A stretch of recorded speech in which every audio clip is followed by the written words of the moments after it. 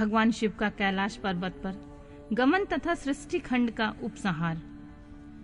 ब्रह्मा जी कहते हैं, नारद मुने, कुबेर के तपोबल से भगवान शिव का जिस प्रकार पर्वत श्रेष्ठ कैलाश पर शुभागमन हुआ है, वह प्रसंग सुनो।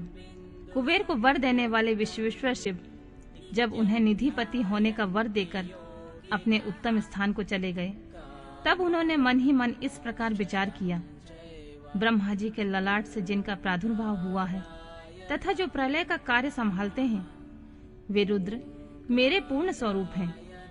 अतः उन्हीं के रूप में मैं गुहाओं के निवास स्थान कैलाश पर्वत को जाऊंगा।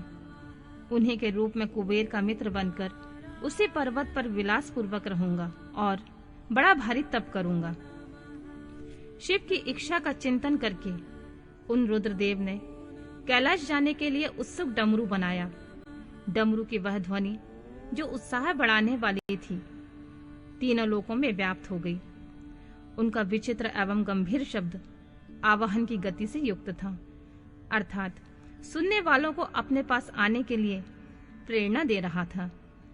उस ध्वनि को सुनकर मैं तथा श्री विष्णु आदि सभी देवता, ऋषि, मूर्तिमान, आगम, निगम और सिद्ध वहां आ पहुंचे।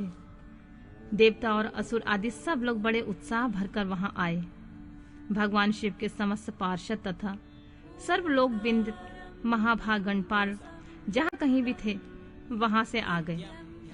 इतना कहकर ब्रह्मा जी ने वहां आए हुए गणपालों का नामोल्लेख पूर्वक विस्तृत परिचय दिया।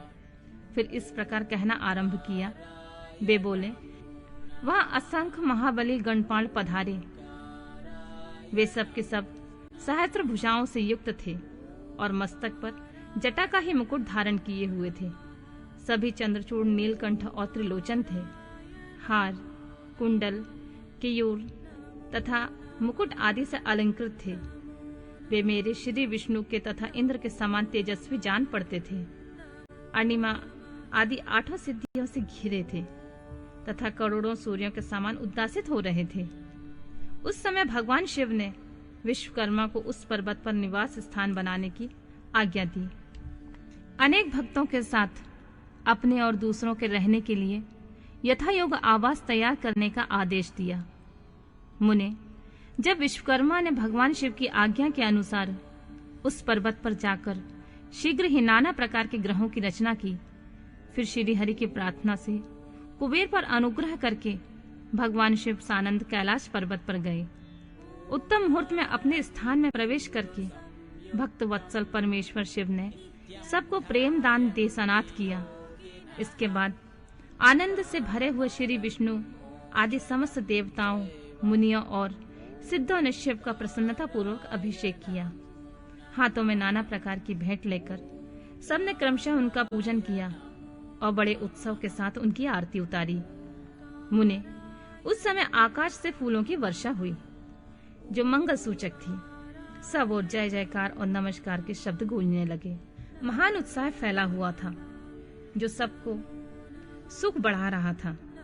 उस समय सिंहासन पर बैठकर श्री विष्णु आदि सभी देवताओं द्वारा की हुई यथोचित सेवा को बारंबार ग्रहण करते हुए भगवान शिव बड़ी शोभा पा रहे थे। देवता आदि सब लोगों ने सार्थक एवं प्रिय वचनों द्वारा लोक कल्याणकारी भगवान शंकर का पृथक पृथक स्तवन किया। सर्वेश्वर मुने, प्रसन्नचित्त वह स्तवन सुनकर उन सबको प्रसन्नता पूर्वक मनोवांछित फल एवं अभीष्ट वस्तुएं प्रदान की। मुने, तदनंतर श्री विष्णु के साथ मैं तथा अन्य देवता और मुनि मनोवांछित वस्तु पाकर आनंदित होकर भगवान शिव की आज्ञा से अपने अपने धाम को चले गए। कुबेर भी शिव की आज्ञा से प्रसन्नता पूर्वक अपने स्थान को गए। फिर वे भगवान शंभु, जो सर्वथा स्वतंत्र हैं, योग परायण एवं ध्यान तत्पर होकर पर्वत प्रवर कैलाश पर रहने लगे।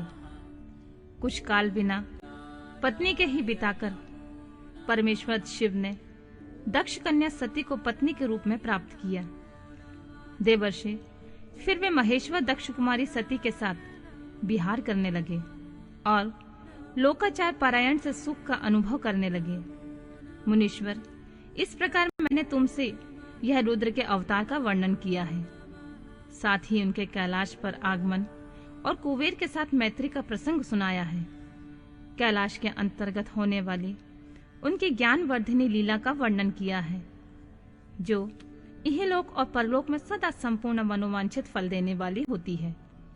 जो एकाग्रचित हो इस कथा को सुनता या पढ़ता है, वह इस लोक में भोग पाकर परलोक में मोक्ष लाभ करता है।